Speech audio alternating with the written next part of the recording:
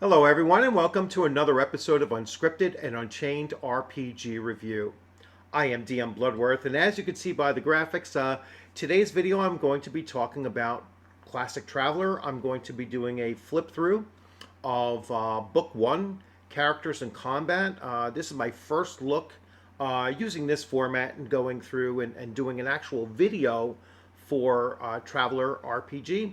And I'm really stoked about this, not just to show you the page through of the books themselves, but as a player, I'm actually going to have the opportunity to play Traveler, Classic Traveler, for the first time.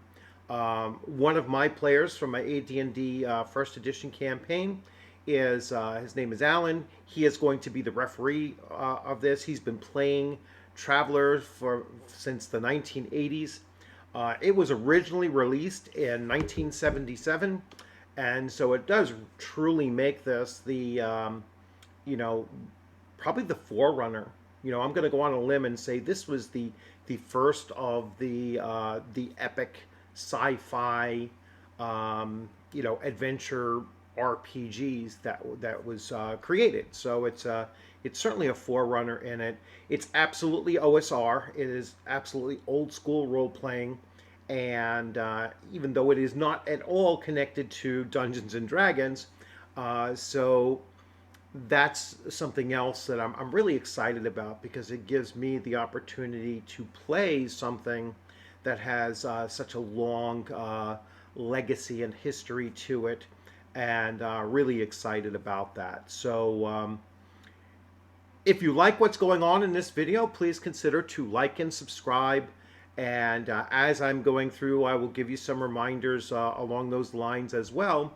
But without further ado, let's shift screens here.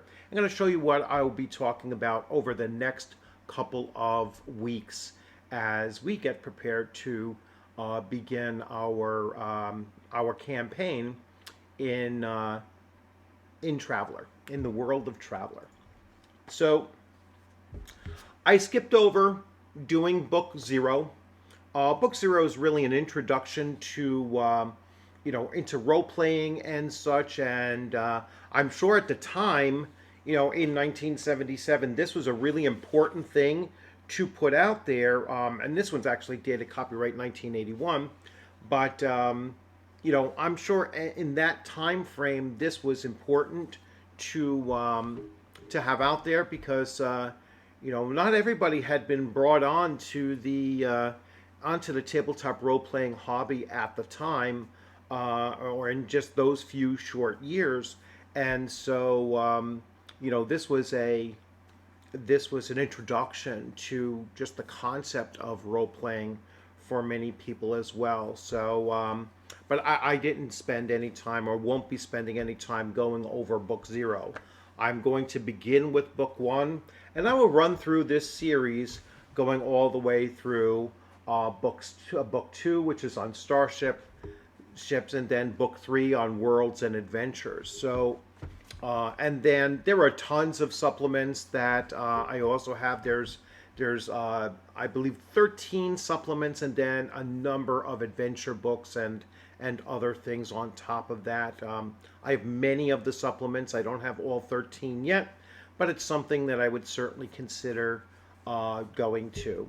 Now, if there is interest in me starting to cover the 2022 update of Traveler, then I will certainly do videos on that. I just have to find the book someplace. I don't know what I did with it, but it is someplace, in one of my 2 locations. So, but I will definitely cover that eventually. Like I said, as soon as I find it, I'll start talking about it, and I'll do a comparison between the 2. But I'm far more excited about playing Classic Traveler than I am the newer edition for it, just because I'm kind of old school and a grognard, and I always like to see what was the beginning of something. I'd like to fully experience the beginning of something before I look to see where it has evolved, and for better or for worse, that's how I will go with it. So without further talking about that, I am going to move on to actually covering book one and doing a page through of book one, just the first section. So I'll deal with characters, and then in a follow-up video, I will then deal with combat separately and so forth. So you can expect to see probably 10 or more videos on Classic Traveler on this channel. So here we go. I will expand this view so that you can see it. So it's from Game Designers Workshop, role-playing FFE games. This page intentionally blank. I don't know what that means. This is a PDF that I found online. So we will move forward from there. So copyright 1977. So that's kind of weird, because the other volume that I had, volume 0, was 1981. So, oh no, the original was still 77, and the printing that I had was, never mind. All right, so here we go. So Traveler required materials and equipment, playing game conventions, tie-in roll convention, die roll conventions, and the referee. I'm not going to cover that right now. I'm just going to go straight to character generation.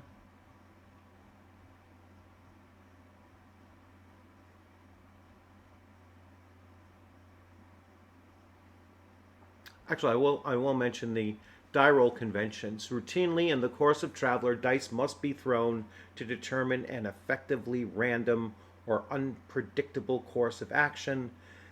These dice throws may be made by players for their characters or by the referee for the effects of nature. Non-players or unseen forces rolls by the referee may be kept secret or partially concealed depending on their effects, and so forth. Saving throws, also called throw. The dice rolled requires to achieve a stated effect. If only a number is stated, it must be rolled exactly.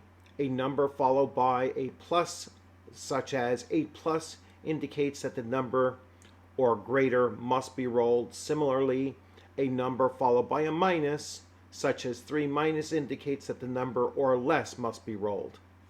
The die modifier, a number to be applied to die rolls. Before it is used, die modifiers are preceded by a sign which indicates whether the number is added or subtracted from the die roll. Thus a +4 would be added and a -2 would be subtracted. Consider, for example, the rather cryptic statement in the latter rules: throw to avoid death, 9 plus. DM's strength of 8 or better, +1. DM intelligence of 6 or less, -1. Decoded, it says the character may avoid death in this situation by making a saving throw of 9 or better on 2 dice. He is allowed to die roll modifier of a +1 if he has a strength of 8 or better, and must take a die modifier of -1 if his intelligence is 6 or lower. Other values through the course of the game may be preceded or followed by the sign, or players must be careful not to confuse them with throws or DMs. But throws are always followed by the sign unless the number must be thrown exactly, and DMs are always preceded by a sign. All right, so, and by the way, you're rolling 2d6, just so you know. So character generation. So this is what's going to be the bulk of this video. In Traveler, the players interact with each other and with the universe using characters, which they generate using the following rules. Each character has abilities and characteristics which define his actions and reactions. He serves as an alter ego of the player who manipulates him and lives through him. Generally, a character once generated will continue to live an adventure until killed in action or too old to keep up. All characters begin the game the same way, untrained, inexperienced, about 18 years old. Each character generation, initial character generation. Characters are generated initially through a series of 6 double-sided dice rolls. Uh, double dice rolls, sorry.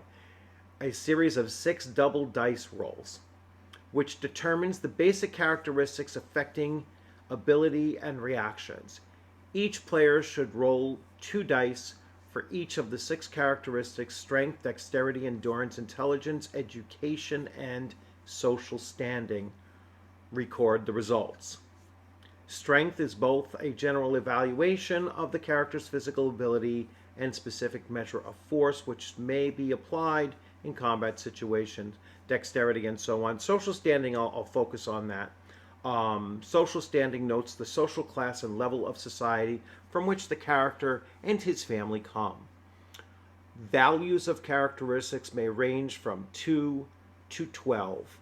7 is considered average. As a result of various modifications, characteristics values may ultimately range from 1 to 15. Characteristics for player characters may never exceed 15 and do not go below a 1 except for calamitous injury or aging. Naming. Once generated, the character should name their character. I'm not going to spend time with that. Titles. A character with a social standing of 11 or greater may assume his family's hereditary title. A full range of titles is given in Book 3.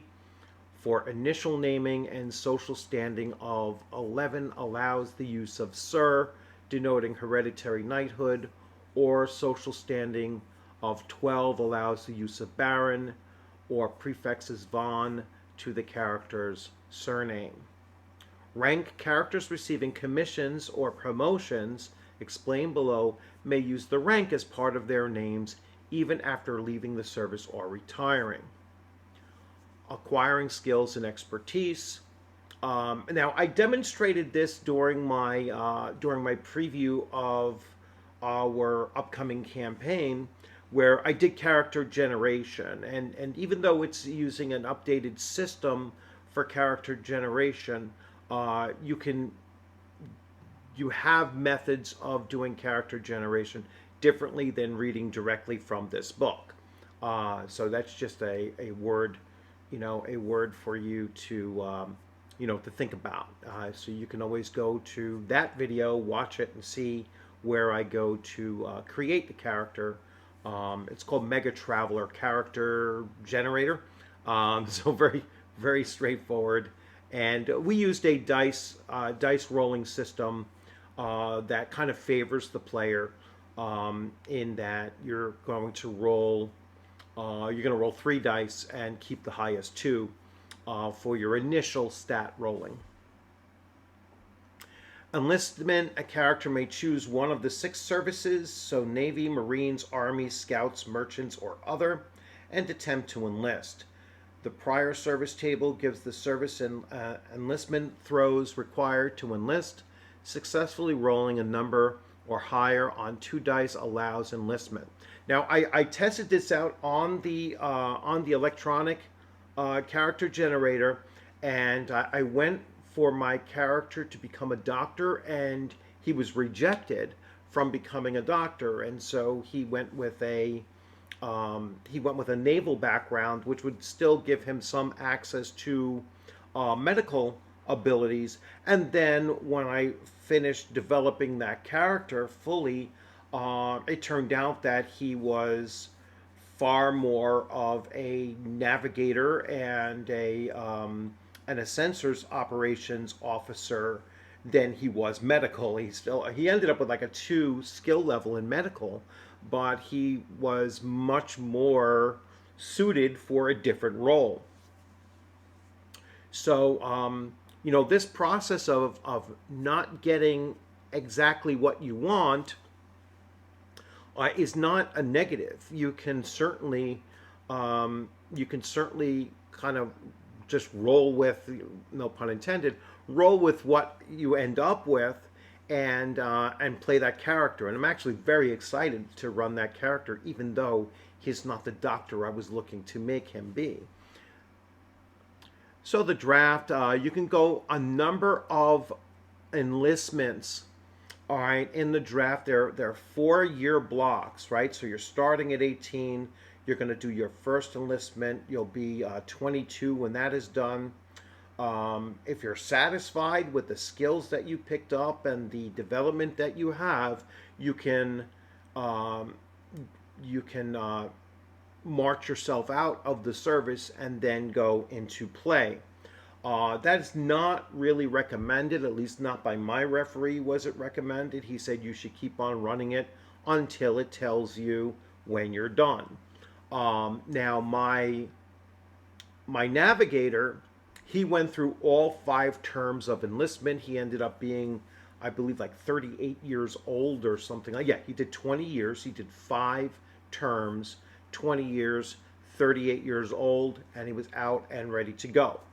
My second character that I was rolling up, because I wanted somebody who was going to be good with an away team, he actually got sectioned out of the Marines in his 4th term. He was actually injured and not able to complete his full 20 years of experience.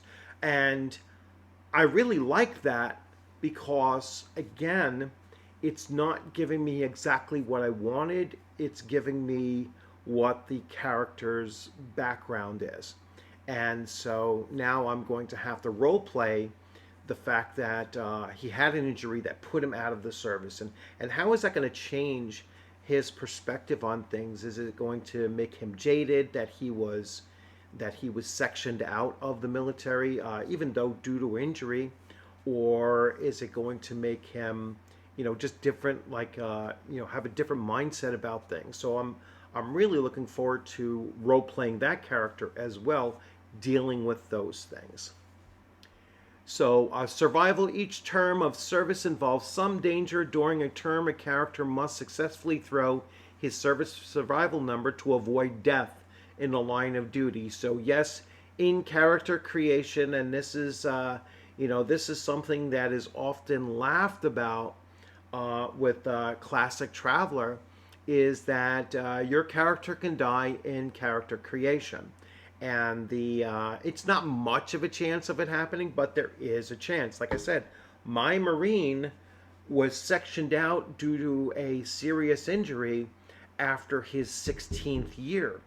That could, if he failed his survival, he could have actually died in that, and it wouldn't have allowed me to continue creating that character beyond that point, because you have to opt in and re-enlist each of those times. So really, really cool stuff.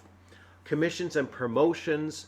So if you are in those services, they have a commission number, and your first rank is when you become commissioned, and then there is a chance to go up ranks as you're going through each of your terms. But if you fail during one of your terms, that means that you don't go up in rank, but then the next time you could possibly go up in rank. And the most that you can go up would be technically after all 5 terms if you ranked all 5 times. I believe my navigation officer finished as a Captain 5. I'm not quite sure if that is the highest rank that he could have gotten into in character generation, but it was certainly much higher than some of my other characters that I was messing around with and trying to learn how the system worked. Skills and training. So each time that you're in a term of enlistment, you are going to have a number of skills or training that you can go up, and you'll get a number of roles based on your meeting certain criterion, right? So basic skill eligibility. For each term of service, you get 2 skill checks. Per subsequent term of service, you just get one more. When you receive a commission, you'll get an additional. When you receive a promotion, you'll get an additional skill check. And then, based on your initial intelligence and such, you will have additional, or education level, you will have additional skill checks as well. And you can then select from various types or categories of skill training. So let me read through this really quick. During each term of service, a character has the opportunity to acquire personal skills and expertise. Allowances are made for acquisition, promotion, and duty, which I just described. Of the 4 acquired skill tables, the first 3 may always be used by character in the service. The 4th is available only through advanced education and may only be by the character with an education of 8 or higher. So there's no real dump stats in Classic Traveler either. Every single stat that you have that is above average is going to do something that is significant for your character, especially in development. During a character's initial term of service, he becomes eligible for 2 skills. During each additional term of service, he becomes eligible for 1. Upon receiving commission, he is eligible for 1 skill. Upon being promoted, he's eligible for another skill. Thus, a character who joins the Navy is commissioned and is promoted during the initial term of service becomes eligible for 4 skills. The same character in the next term, but not receiving the promotion this term, is eligible for just 1 skill. Re-enlistment is when you want to continue generating your character before they actually become adventuring. So you're spending quite a bit of time developing a backstory of your character. Retirement, a character may serve up to 7 terms voluntarily and retire anytime after the end of the 5th term. We only carried it through 5 terms. Otherwise, if we wanted to, we could add another 2 terms, which would have been another 8 years on top of that, and the character would have been 46 as a retiree at that point. Mustering out is how most of us left our initial training. Although, like I said, my one character was forced to muster out because he had been injured, seriously injured. So when characters hit certain commission levels, they will end up with a pension. I have not seen higher than a 10,000 a year pension on any of the characters that we had commissioned. Aging takes effect during your training time, and so in each term of service, in 4 years in length, a character can potentially age 20 years or more before he ventures into the adventure portion of the game. This aging may have a detrimental effect on the character's strength, endurance, dexterity, or even intelligence. There is a possibility or detrimental aging effects when a character reaches age 34 and in 4-year increments thereafter. All right, so as I said, I had one character that went to 38. He did all 5 terms, and I believe he did in fact lose some points during that last term.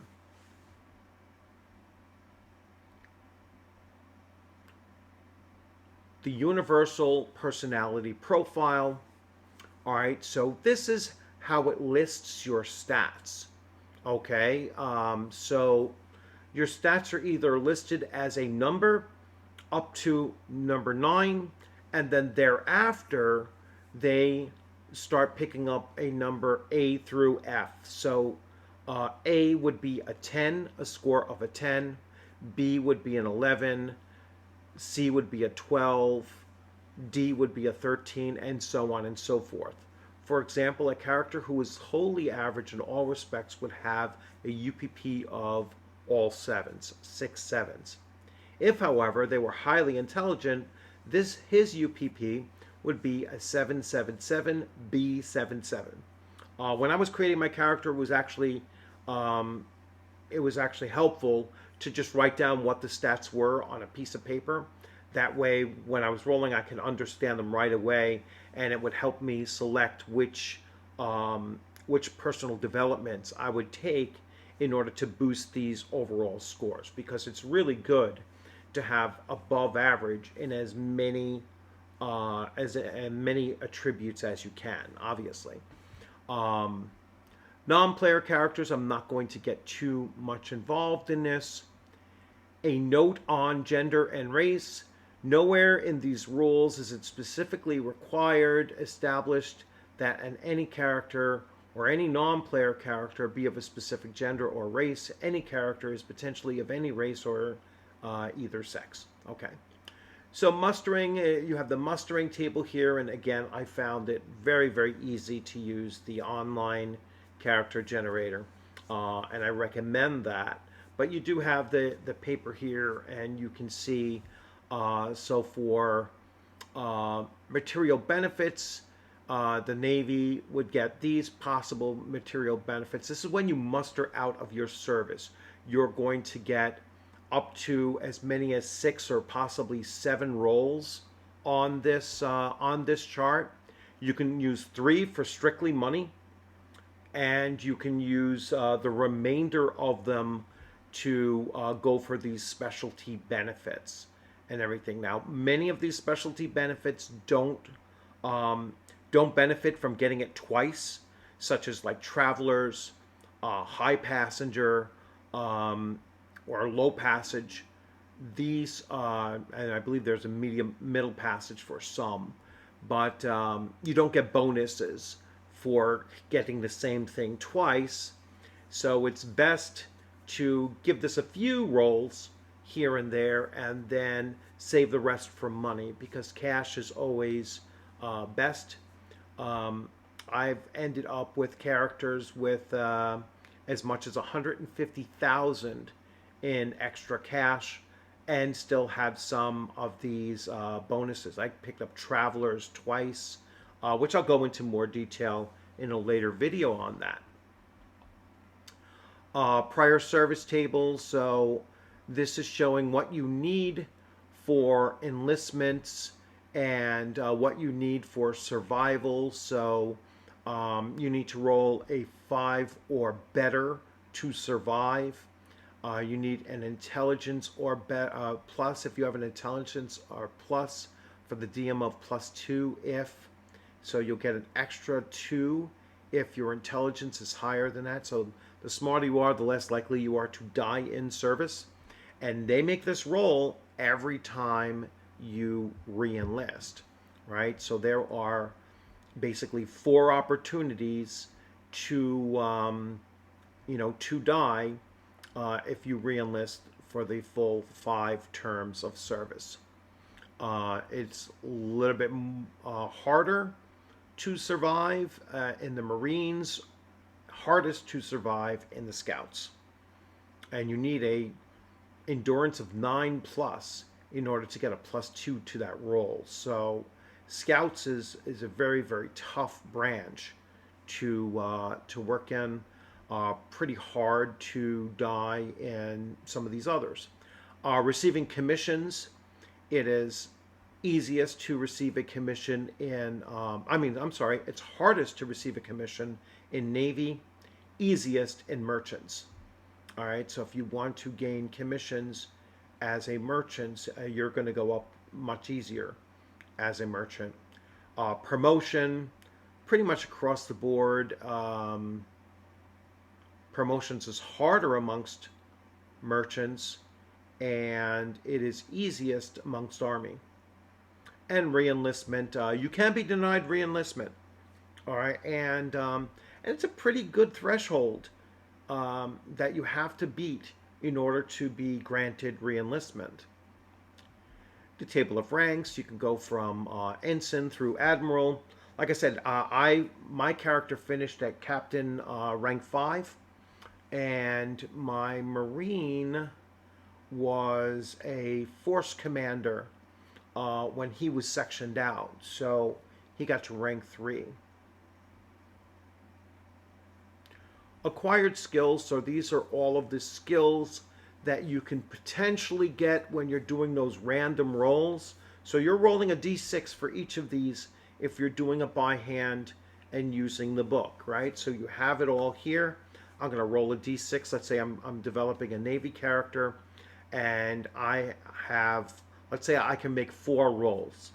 I'm going to make 1 roll on development table here as a Marine. I'm going to go and I roll, let's say I roll a 3. So I'm going to end up with endurance. Then for a service skill trade, I'm going to roll a 3. I'm going to get blade combat. Then under advanced education table, I'm going to get tactics. And then finally under advanced table 2, like the second one, if my education is 8 plus, then I can roll here and I would get another dose of tactics, or yeah, that's using 3. Actually up here it would have been electronics, and then tactics. And so kind of develop my character, right? So I have a high endurance or higher endurance. I'm good with blade combat and tactics. I'm sorry, electronics and then tactics. Um, Weapon expertise, you can select these various weapons if you have uh, blades and polearms, or under weapon expertise, you have brawling, blade combat, you have guns. Then you have your various basic skills that they go through. And I'm not going to spend too much time going over each of these skills and everything. They're a pretty comprehensive list of skills. Streetwise is actually a negative to have streetwise, so it's kind of interesting. This was a vice. So if up here in this chart you ended up rolling for a vice, let's see where they come from. There was a roll for vice on some of these, and I'm not seeing it here. It was certainly on the roller on the computer generator. But streetwise, which was listed as a vice, this individual is acquainted with the ways of the local subculture, which tend to be the same everywhere in human society, and thus is capable of dealing with strangers without alienating them and such. So, yeah, one of my characters had a pretty decent amount of streetwise to him. I believe like level 3. Vac suits, you're trained in and experienced in the use of standard vacuum suits, space suits basically, which is useful if in a spacefaring game. But like I said, I'm not going to go through all of these skills in particular. And then you have other benefits. So you have retirement pay, which I explained. You have travel allowances. So there is, the money table, the passenger table, high passage, middle passage, low passage. Basically gives you a free trip in a different category or class category. Traveler's Aid. The Travelers Aid Society is a private organization which maintains hostels and facilities at all Class A and B starports in human space. Such facilities are available at reasonable cost to members and their guests. All right, so this would normally cost 1 million credits to gain access to Traveler's Aid. So to have rolled this as a as a mustering out reward, that's a pretty significant reward. Material objects such as weapons and such, you could have gained at mustering and finishing that out. Your rank in service will give you a boost to your social standing. And they give an example here of creating a character. And then we will get to combat in the next video. So, there we go. So overall, you can see there's a lot here. It's not as really complicated as as I initially thought it would be. And now maybe that's partly because of what I've seen on the what I've seen on the automatic character generator, where you're making the choices, you're selecting everything and it's just tabulating it for you. You can watch the previous video to see what I'm talking about. But to use the dice, paper, and pencil on just a scrap piece of paper and just using this book here, you could generate a character pretty quickly, um, probably within like 20 minutes or so, maybe a little bit more, depending on how quickly you're sorting out your roles and how many terms of enlistment that you choose to go with and everything. So it's really cool. I really like the system.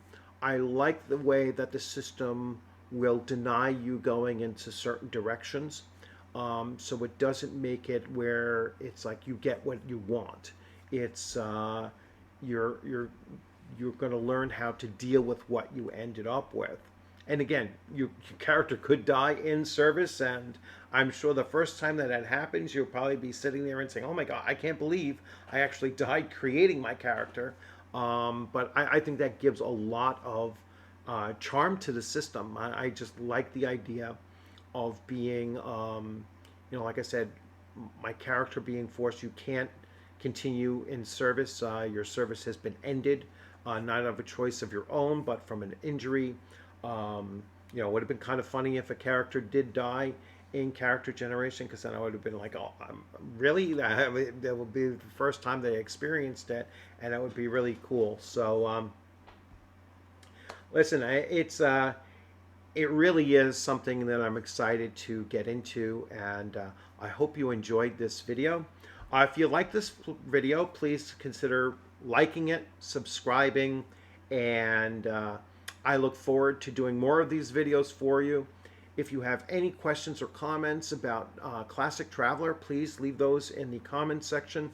I'm sharing these videos on the Classic Traveler community on Facebook, and I welcome all of those individuals to come in here, and any of my subscribers that are coming in here and seeing these videos and being more interested, I direct you to go look for the Classic Traveler Facebook community, which is really quite large. It's about 2,000 plus individuals, and pop over there and see what they're talking about.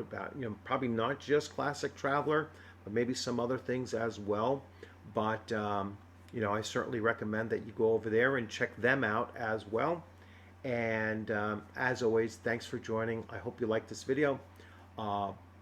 As always, please consider subscribing, and let's keep those numbers coming up. And going into the weekend, I'll see what my plans are for the weekend. I'm hoping by next Tuesday we will have our 105th session of AD&D First Edition, getting very, very close to wrapping up that campaign. And then later on in the week, on Friday, I am anticipating interviewing Alexander Macris. His new Kickstarter for Axe Adventurer Conqueror King System, 2nd edition, will launch on the 24th or 25th, I believe. And then later on in the month, near the very end of the month, Teenage Mutant Ninja Turtles is going to launch its Kickstarter for its new update of Teenage Mutant Ninja Turtles. So really looking forward to that. And there's a potential that I will get to interview the creators of that as well. So I'm super, super excited about speaking to those individuals, and super excited that the channel is growing, and I'm expanding my opportunities of playing more games than just running them, and gaining experience along the way as well. So super excited about that. So thanks for joining. Have a great day. Have a good weekend. Take care.